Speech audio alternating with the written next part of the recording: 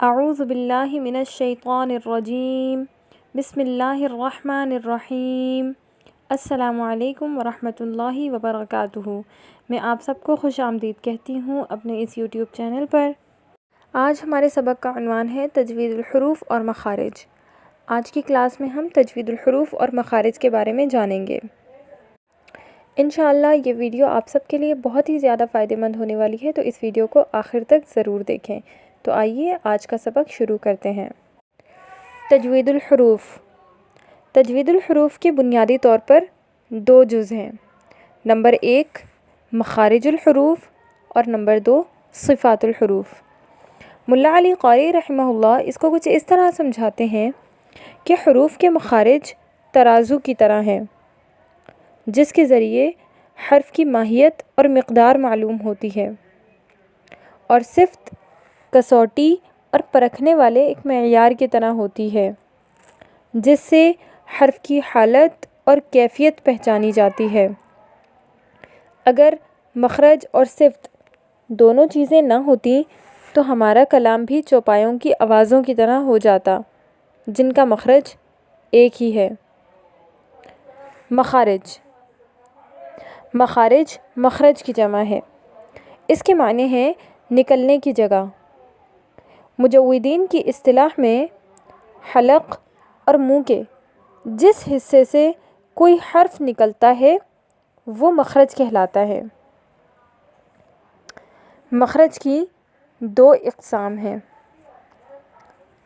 Number 1 مخرج محقق۔ مخرج محقق یعنی حرف کے نکلنے کی مخصوص جگہ، یعنی حلق، زبان اور ہونٹ، یہ مخرج محقق کہلاتے ہیں۔ یعنی حلق سے کچھ حروف ادا ہوتے ہیں جنہیں حروف حلقی کہا جاتا ہے۔ اسی طرح زبان سے کچھ حروف ادا ہوتے ہیں جن کے مختلف نام ہیں۔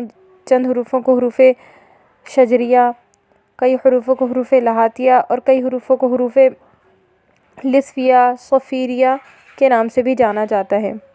اسی طرح ہونٹوں سے کچھ حروف ادا ہوتے ہیں، ان حروفوں کو حروف شفویہ کہا جاتا ہے۔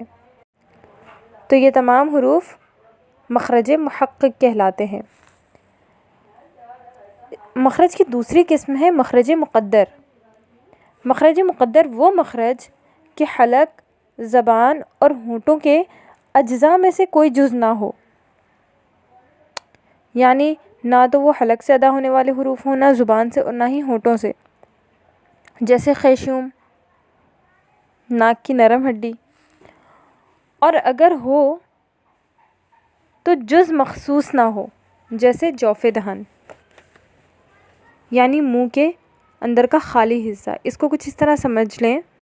علماء تجوید جوف دہن کو کچھ اس طرح سمجھاتے ہیں کہ گلے، منہ اور ہونٹوں کے خالی حصے کو جوف دہن کہتے ہیں۔ مطلب یہ کہ زور سے خالی آواز نکالی جائے، اس طرح کہ آواز گلے یا زبان یا ہونٹوں کے کسی خاص حصے پر نہ ٹھہرے، بلکہ سینے کی طرف سے شروع ہو کر ہونٹوں سے باہر نکل جائے۔ سینے سے ہونٹوں تک کے اس کھلے حصے کو جوف دہن یعنی منہ کا خالی حصہ کہا جاتا ہے۔ امید کرتی ہوں کہ آج کی یہ مختصر سی ویڈیو آپ سب کے لیے بہت ہی زیادہ فائدہ مند ثابت ہوئی ہوگی۔ تو آج کے سبق کو اپنے پاس لکھ کر محفوظ کر لیں اور اسے یاد کر لیں۔ انشاءاللہ پھر کسی نئی ویڈیو کے ساتھ اور ایک نئے سبق کے ساتھ حاضر ہوں گے۔ تب تک کے لیے اجازت دیجیے۔ السلام علیکم ورحمۃ اللہ وبرکاتہ۔